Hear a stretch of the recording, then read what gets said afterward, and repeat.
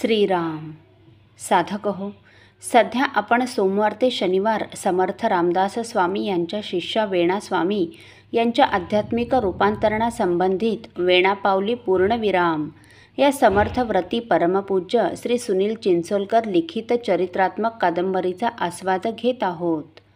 तसेच रविवारी श्री महाराजांच्या काही भक्तांचे अनुभव ऐकणार आहोत. अमृत संजीवनी, नाम तुझे अमृत संजीवनी, आगम निगम साधन शोधन, बोलिले संत मुनी. सकळ मंगल निधी, सर्व कार्यसिद्धी, तारणो पावजनी. वेणी म्हणे भवबंध विमोचन, तारक त्रिभुवनी, नाम तुझे अमृत संजीवनी.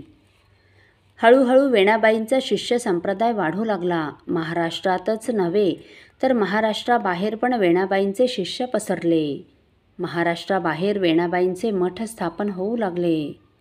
समर्थ प्रताप ग्रंथाचे कर्ते व वेणाबाई परंपरेतील गिरीधर स्वामी लिहितात, वेणाबाईपासूनी कित्येक महंत झाले, उत्तर भूमिसी बहुधा गेले, त्रिवेणी अंतर्वेदी राहिले, अयोध्या समीप करुनिया. बाईयाबाई, अक्काबाई, बाकोबाई, मुथाबाई, भीमाबाई, प्रयागचा वेणी माधव या महत्त्वाच्या अधिकारी शिष्यांनी वेणाबाईंकडून अनुग्रह घेतला. त्यातील बाईयाबाई फार मोठ्या अधिकारी होत्या. बालवयात त्यांना रामरायाने दर्शन दिले. रामरायास नैवेद्य दाखविण्यासाठी ही 8 वर्षांची बाईयाबाई मंदिरात गेली, पण रामराय नैवेद्य घेईनात. बालिका शोकमग्न झाली. तो काय आश्चर्य, रामराय प्रगट झाले. त्यांनी तो दहीभाताचा नैवेद्य भक्षण केला. बालपणापासून बाईयाबाईचे सर्व लक्ष रामभक्तीमध्ये लागले होते. अंतर्बाह्य ती राममय झाली होती. ती सुधारेल म्हणून तिच्या आईने तिचे लग्न केले, पण नवऱ्या घरी सुद्धा ती संसारात रमेना. सर्व काळ रामाचे सगुण ध्यान तिच्या समोर राही. ती चाफळला रामदास स्वामींना शरण गेली, कारण सासरच्या लोकांनी तिला घराबाहेर काढले. रामदास स्वामींनी तिला मिरजेस पाठवले. बाईयाबाई वेणाबाईंना शरण गेल्या व त्यांच्याकडून त्यांनी अनुग्रह घेतला.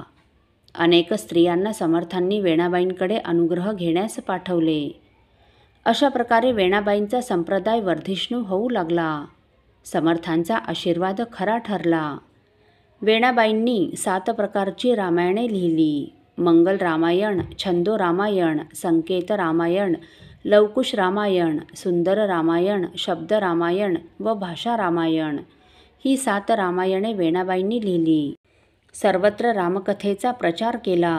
गिरीधर स्वामी म्हणतात, समर्थ देवे वेणाबाईंसी वरदाने दिधली, सीता स्वयंवरे रामायणे वदली, रामकथा ब्रह्मांड भेदून नेली, पहिलीकडे समर्थे. मंगल रामायणे, छंदो रामायणे, संकेत रामायणे, लवकुश रामायणे, सुंदर रामायणे, शब्द रामायणे, भाषा रामायणे वदवली. ही विविध रामायणे लोक वाचू लागले, गाऊ लागले, पारायणे करू लागले. या रामायणाच्या रूपाने रामचरित्राची उदंड सेवा वेणास्वामींच्या हातून घडली. लोक आता वेणीला खरोखरच वेणीस्वामी म्हणू लागले. तिची प्रतिभा पाहून समाजमनाची मती गुंग झाली. वेणी रामायणात वालीवध झाल्यावर वालीची पत्नी तारा रामांना म्हणते, पतिविण ब्रह्मांड हे ओस वाटे, पतिविण हे सौख्य कोठे न वाटे, पतिविण हा देव नाही स्त्रियांसी, पती श्रीपती दावी तू सांख्य राशी, पतिविण संपत्ती हे काय कीजे, पतिविण हे व्यर्थ काय तजिजे, पती वर्तमानी वियोगी न व्हावा, पतिविण हा प्राण आत त्यजवा. वेणाबाईंच्या काव्यातील हा अनुप्रास, स्त्रियांसाठी वर्णलेली पतिनिष्ठा ही सर्वांच्या चिंतनाचा विषय झाली.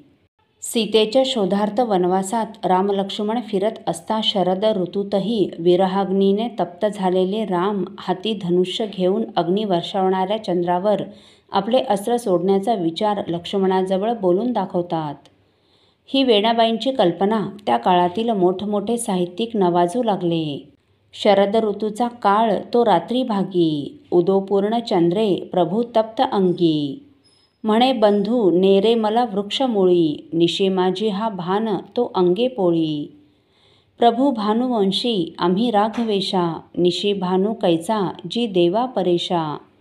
तरी कोण आम्हासी रे बाधताही, प्रभू पूर्ण चंद्राग्नी हा वर्षत आहे. रमाकांत तू हा रमाबंधू चंद्र, अरे बाण दे शीघ्र छेती द्विजेंद्र. प्रभू उपमा जानकीच्या मुखाची, तुम्ही रामचंद्रू जगी मात साची. लक्ष्मण जेव्हा रामाची समजूत घालतो की जानकीच्या मुखाला चंद्राची उपमा देतात, तेव्हा रामाचा राग शांत होतो व ते चंद्राला बाणाने छेदण्याचा विचार सोडून देतात. वेणाबाईंच्या या कल्पकतेमुळे त्यांचे मराठी साहित्यातील स्थान उंचावले. 17व्या शतकात ग्रंथरचना करणारी सरस्वतीची ती पहिली मानसकन्या होती नव्हे, जणू काही सरस्वतीच तिची दासी होती. मात्र या स्तुतिसुमनांच्या वर्षावाने वेणाबाई गर्वोन्मत्त झाल्या नाहीत. यात माझे काहीच नाही, आहे ते सारे वाल्मिक ऋषींचे व समर्थांच्या कृपेचे आहे. उलट उदासीन श्रोती कदाही न कीजे, असे न्यूनते पूर्ण साधून घीजे, असे अत्यंत नम्रपणे म्हणून वेणास्वामी आपल्या उणिवांचेही पूर्ण भान ठेवून आहेत. वेणाबाईंच्या रामायणांची लेखन, वक्तृत्व, कीर्तन, संघटन या सामाजिक गुणांची कीर्ती चाफळपर्यंत पोहोचली. असो.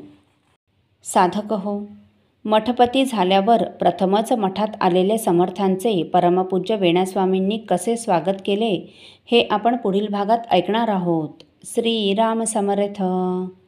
आपल्यातील कोणा श्रींच्या भक्तांना श्रींचे काही अनुभव आले असतील तर कृपया आपण मला ते 9422843253 अथवा सुनीलदादांच्या 9892608401 या व्हॉट्सअप नंबरवर कळवावेत अशी नम्र विनंती.